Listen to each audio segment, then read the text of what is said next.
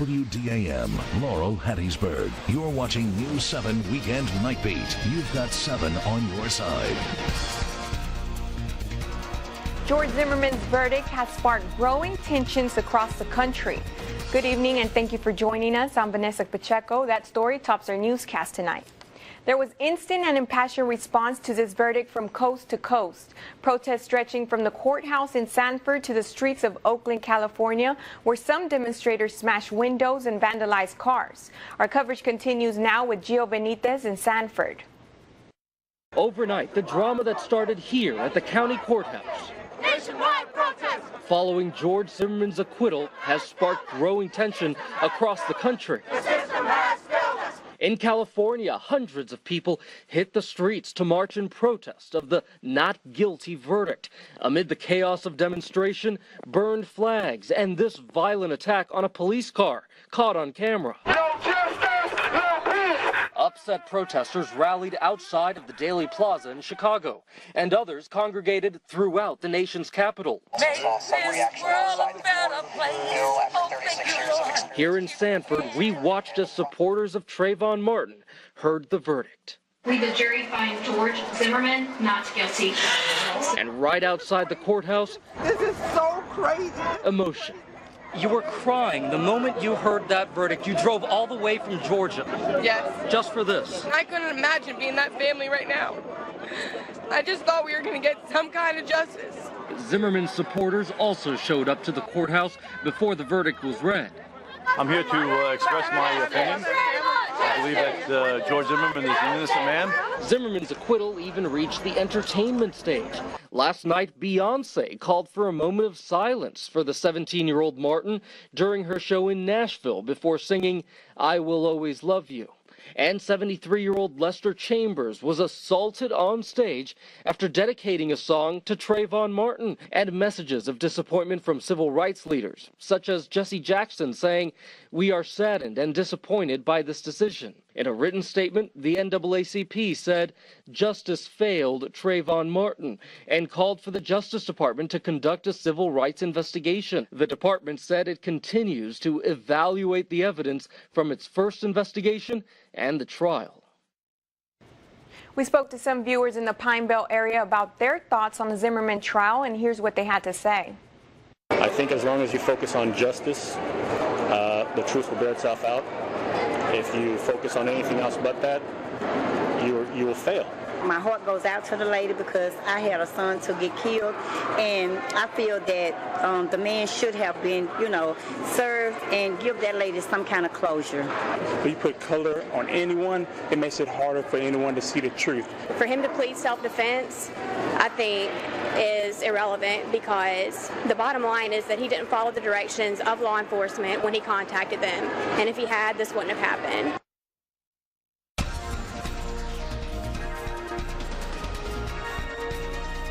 Dramatic new video tonight where gunmen opened fire at a Jackson convenience store.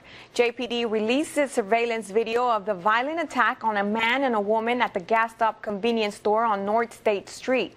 You can see 3 men exit what police say is a blue or purple Oldsmobile or Buick. The vehicle parks at the pump and then the men get out and start firing. Officer Colin Dula-Green says a 20-year-old man was shot 8 times. He said he is in stable condition.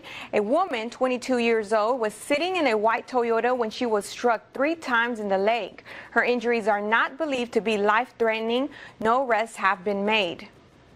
Harrison County Community Work Center inmate Robert Lumpkin, who left from the county workshop in Gulfport on Wednesday, has been apprehended. Lumpkin was captured today at approximately 12:10 in Kill, Mississippi by the Hancock County Sheriff Department.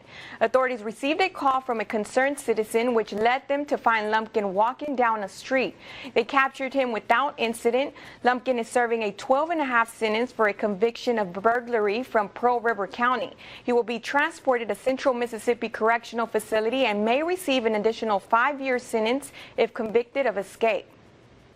Well, 1 man is dead and another is in the hospital after an overnight accident in Moss Point. According to coroner Vicki Broaddus, 23-year-old Donald Thompson died from a blunt force trauma to the body. But as Raycom News Network Patrice Clark reports, police have been on the scene today trying to figure out what caused the accident. Yellow crime tape is still up on Grierson Street as Moss Point, with the help of Pascagoula police, investigate a deadly car crash. We received 911 calls, several 911 calls of an accident with injuries. Upon the officer's arrival, they found at least 2 individuals suffering from injuries sustained during an accident. The driver reportedly lived and is in stable condition, but the passenger died at the hospital. According to police, the vehicle was traveling westbound, but somehow ended up crashing into this restaurant on the other side of the road. At some point, the driver of the vehicle lost control of the vehicle, and the vehicle actually overturned and was up against this building behind me. Police spent Sunday reconstructing the scene to determine what caused this deadly crash. Chief Davis believes speed was a major factor, but police are also investigating if alcohol and drugs played a role. There's a lot of different things that are taken under consideration: the debris field of the accident, the skid marks in the roadway, and all of those measurements are put into an equation. It may take several days to get all the important questions answered. Police plan to also search inside the vehicle for clues. Some of the things that we are aware of, we need to obtain a search warrant for the vehicle. No charges have been filed at this time. However, there is a possibility that charges could come in the future. Funeral arrangements have been set for longtime Laurel and business and civic leader Charles Crocker. Visitation is set for Monday from 5 to 9, and service will be held Tuesday at 10 a.m. at Memorial Chapel in Laurel. Affectionately known as Mr. Charlie by his friends, Crocker was owner of Crocker's on the Hill in Laurel. Charles Crocker passed away Friday and was 77 years old.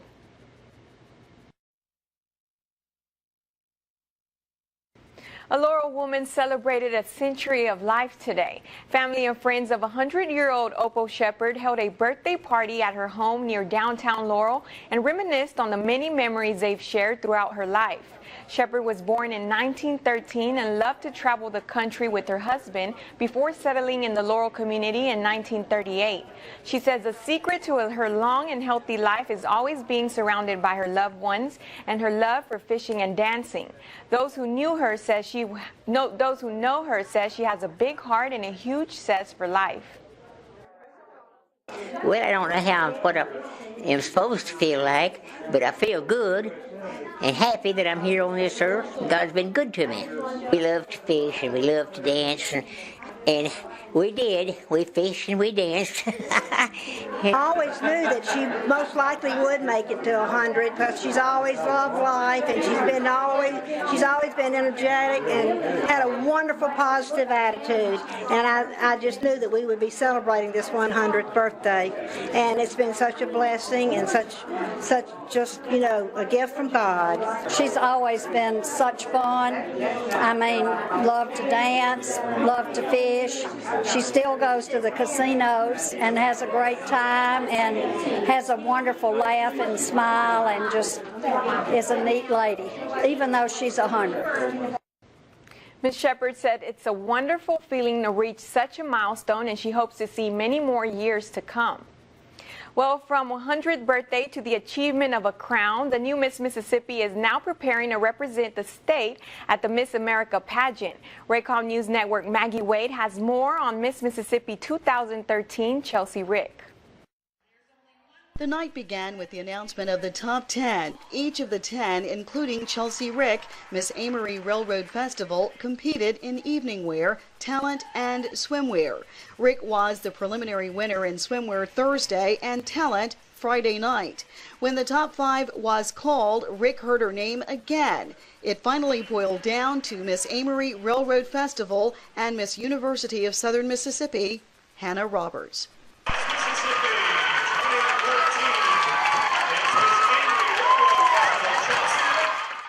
For Rick, it was a dream come true. All of my hard work has finally come to fruition in this dream. It's been realized, and it just makes me that much more confident that anyone who envisions something for their future can achieve it with hard work. Rick has just completed her first year of medical school at William Carey College of Medicine. This was not a summer preparation for me or just the past 5 years that I've been competing. It's been a lifelong pursuit of being ambitious, being scholarly, trying to find ways to put my compassion into action. Fourth runner-up this year, Miss University Caroline Connerly. In third place, Jordan Johnson, Miss Leaf River Valley. The second alternate to Miss Mississippi is Laura Lee Lewis, Miss West Central Mississippi. Hannah Roberts, Miss USM, is first runner-up. Well, a warm and muggy day across the Pine Belt, but not really a day making history. But we could be breaking some records later in the week. I'll tell you more about that when we come back.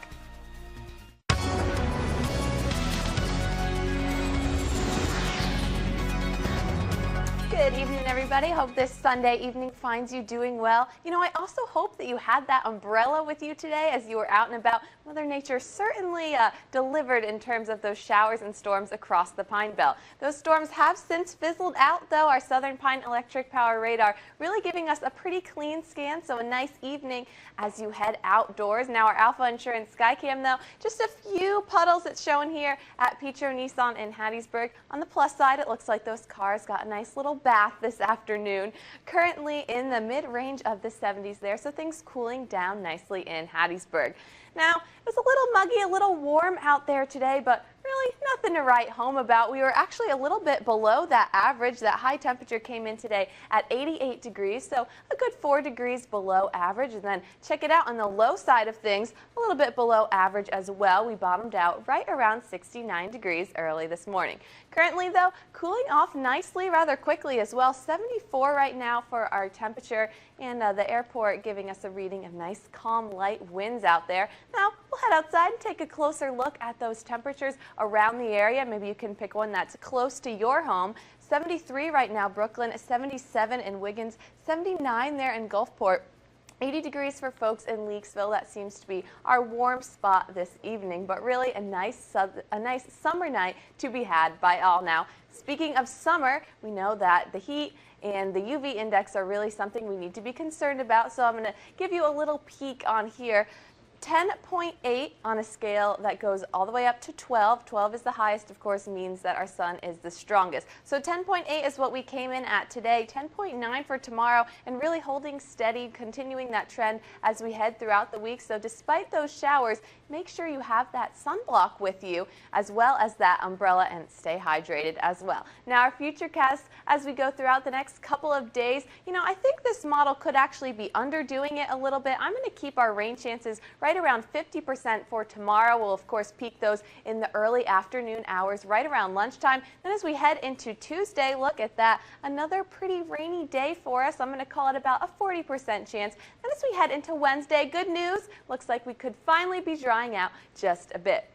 This evening, the rain is out of our area, maybe just a few clouds out there, but really a nice evening. 69 degrees once again, so feeling a lot like it did yesterday evening. A really nice night out there with some nice light winds. Now, as we go throughout tomorrow, there's those rain chances right around 1 p.m. We'll bring those in. 85 degrees, and then we'll top out right around 88. But now as we look throughout the